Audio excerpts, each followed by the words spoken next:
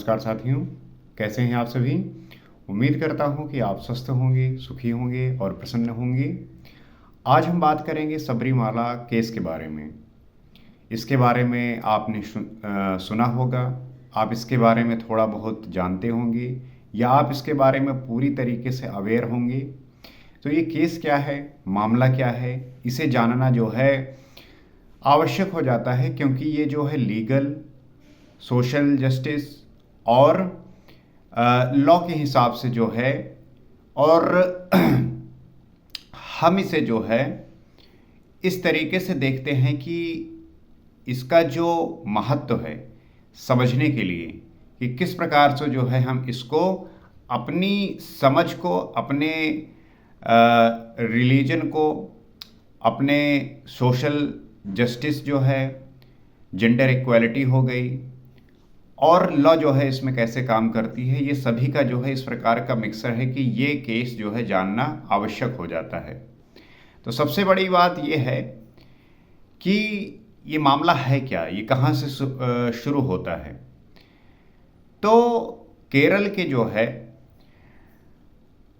पत्थनमथिट्टा district में जो है ये जगह स्थित है, और वहाँ पे लॉर्ड अयप्पा के नाम से एक मंदिर है, जहाँ पे वो पिलग्रिम बहुत फेमस है। लोग दूर दूर से वहाँ पे जो है पूजा करने आते हैं, वहाँ पे जो है दर्शन करने आते हैं। और ये साइट इतना पॉपुलर है कि लोग पूरे देश से जो है वहाँ पे पूजा करने जाते हैं। वहाँ पे जो है अपने रिलीजियस जो थॉट्स हैं उनको जो है शेयर करते हैं, उनका जो है अपना महत्व है, उस बात को लेके जो है लोग विजिट करते हैं।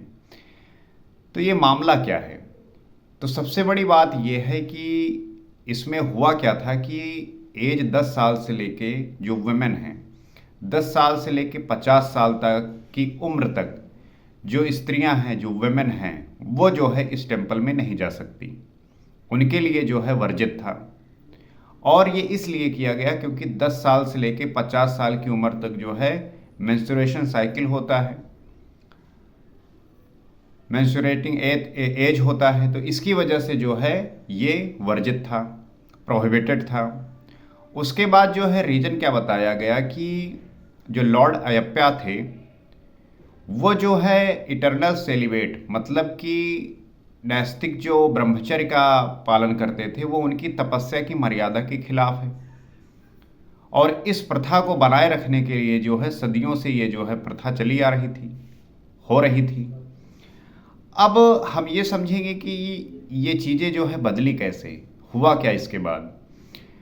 तो 1991 में जो है जो केरल की हाई कोर्ट है उसने इसको लीगल कर दिया कि जो ये पुरानी रिलीजन प्रथा है इसको ऐसे ही चलने देना चाहिए।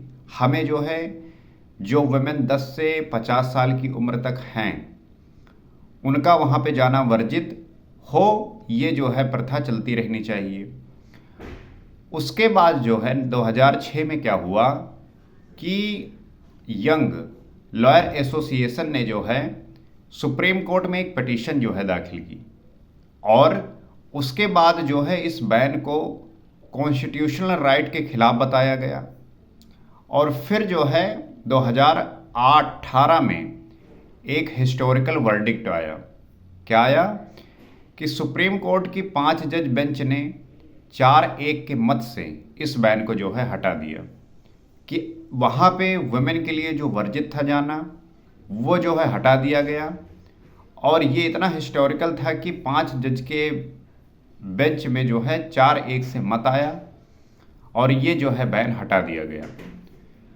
अब 2019 से लेके आज तक इसमें हुआ क्या, इसमें ये हुआ कि इस फैसले पर जो है काफ़ी प्रोटेस्ट हुए, रिव्यू पिटीशन जो है फाइल किया गया, और एक बड़ी जो है 9 जज बेंच की जो है 9 जज बेंच जो है पास की गई कि इस पे जो है और डिटेलिंग में जो है बात हो। तो ये जो है इसका टाइमलाइन रहा कि इस प्रकार से जो है ये चीज़ें हुई। 1991 में किस प्रकार से चीज़ें हुई, फिर जो है 2006 में और 18 में, और उसके बाद जो है आज तक इसके बारे में ये सारी चर्चाएं हो रही हैं। सुप्रीम कोर्ट के जो दो बड़े पक्ष थे आर्गुमेंट के इस मामले में वो ये थे कि वुमेन को लेके जो उनकी एंट्री है उसको लेके जो है वो बदलाव के हक में थे। कैसे कि जो आर्टिकल 14 है जो हमें इक्वलिटी जो है प्रदान करती है, तो जेंडर के बेस पे भेदभाव नहीं होना चाहिए। ये जो है आर्टिकल 14 हमें हक देता है कि जेंडर के बेस पे जो है किसी भी प्रकार की जो है भेदभाव नहीं होना चाहिए। उसके बाद आर्टिकल 25 है, उसमें ये मेंशन है, ये कहा गया है कि हर किसी को अपने धर्म का जो प्रैक्टिस करने का अधिकार है। साथ में जो है अनटचेबिलिटी, कोर्ट ने यह भी कहा कि मेंस्ट्रुएशन के बेसिस पे जो एंट्री अनटचेबिलिटी के जो है एक फॉर्म है, तो हमें जो है इस बात का भी ध्यान रखना है। तो सुप्रीम कोर्ट ने ये जो है बड़े आर्गुमेंट रखे पक्ष में, और इसके अगेंस्ट में क्या रखा, प्रथा के हक में क्या रखा कि वर्जित जो उन्हें किया गया था, क्यों वर्जित किया गया था। उसका ये था कि जो रिलीजियस एटोनॉमी थी, मतलब ये कि मंदिर अपने नियम से चलते हैं, मंदिर के अपने नियम होते हैं, और कॉन्स्टिट्यूशन का जो आर्टिकल 26 है वो जो है इसे प्रोटेक्ट करता है। साथ में जो श्रद्धालुओं के राइट्स हैं, इस केस में एक अनोखा आर्गुमेंट ये था कि जो लॉर्ड अयप्पा थे वो एक लीगल पर्सन है और उन्हें अपनी जो प्राइवेसी है और जो सेलिबेसी है वो मेंटेन रखने का अधिकार है, हक है। और जो जस्टिस इंदु मल्होत्रा जी थी, उन्होंने इस बेंच में ऐसी अकेली महिला जज थी जिन्होंने धर्म के मामले में कोर्ट के इंटरफेरेंस का विरोध किया था। उन्होंने ये कहा कि धर्म के मामले में जो है कोर्ट को किसी भी प्रकार का इंटरफेरेंस नहीं करना चाहिए। तो हमें ये समझ में आता है कि किस प्रकार से जो है ये चीज़ें बढ़ी, किस प्रकार से जो ये चीज़ें जो है हुई, और इसको लेके जो है आज के समय में जो 9 जज बेंच पास की गई है एसेंशियल रिलीजियस प्रैक्टिस के लिए, ये फैसला अभी भी जो है पेंडिंग है, ये इस पे जो है काम हो ही रहा है। तो इसको लेके जो है बहुत सारे लोग जो है इसके पक्ष में हैं, बहुत सारे लोग जो है विपक्ष में हैं, सबका जो है अपना अपना मत है। आपको क्या लगता है, आप जो है क्या समझते हैं, आप भी शेयर करिए, बताइए कि आपको क्या लगता है। क्योंकि अगर हम बात करें जेंडर इक्वालिटी के बारे में, अनटचेबिलिटी के बारे में, और जो आर्टिकल 14 है, आर्टिकल 25 है, ये तो पक्ष में जो है विचार देती है कि जो है वुमेन को वहाँ पे एंट्री मिलनी चाहिए, और जो कि 2018 में जो सुप्रीम कोर्ट की 5 जज बेंच ने ये निर्णय दिया भी, और इसके अगेंस्ट में यही आता है कि जो लॉर्ड अयप्पा हैं उनकी अपनी प्राइवेसी मेंटेन रखने के लिए जो है आर्टिकल 26 भी ये जो है हक देता है कि वो अपने प्राइवेसी को मेंटेन कर सकते हैं। तो और ये भी होता है, आप देखते होंगे कि इस देश में बहुत सारे मंदिर हैं और सभी मंदिरों का जो है अपना रूल है, नियम है। तो रिलीजियस मामले में जो इंदु मल्होत्रा जी ने ये बात भी कही कि हमें रिलीजियस मामलों में इंटरफेयर नहीं करना चाहिए, कोर्ट को नहीं करना चाहिए इंटरफेयर। तो फिर बात ये आती है कि जो पूरा देश और हर चीज़ें कॉन्स्टिट्यूशन से चलती हैं, तो हमें जो है जो मानना है वो तो कॉन्स्टिट्यूशन को मानना है और उसके आधार पे लोगों को जस्टिस देना है। तो ये जो है एक बड़ा विषय आता है। तो ये थोड़ा एक कॉम्प्लेक्स, क्योंकि यहाँ पे लीगल, यहाँ पे सोशल जस्टिस और यहाँ पे रिलीजियस, तीनों का ऐसा मिक्सचर है कि ये जो मामला है काफ़ी ज़्यादा चर्चा का विषय रहा और रहता है। जब आप इस मामले में कोई बात आती है तो इस जो है मामले का जिक्र होता ही है कि कैसे जो है हमें सोशल जस्टिस प्रोवाइड करनी है, कैसे जो है रिलीजन जो अपने खुद के तरीके से नियम बनाते हैं वो भी जो है बनाए रखना है, और साथ ही साथ जो कानून है वो कैसे इस पर रिएक्ट करती है, ये सभी का एक कॉम्प्लेक्स मिक्सचर बन के आपके सामने आता है, जो ये बताता है कि हमें किस प्रकार से चीज़ों को लेकर चलना है। क्योंकि अगर हम ये देखेंगे कि जिस प्रकार से ये चीज़ें प्रथाओं के अनुसार चलती आई, क्योंकि मान लीजिए कोई प्रथा 5000 साल पहले की बनी हुई है और उस समय के हिसाब से जो प्रथा बनाई गई थी, हो सकता है कि उस समय पर वो परिस्थितियां उस प्रकार से रही हों। समय के हिसाब से ये चीज़ें बदली हैं, समय के हिसाब से बहुत सारी चीज़ें बदल गई हैं। तो क्या समय के हिसाब से रिलीजन में भी चेंज किए जा सकते हैं?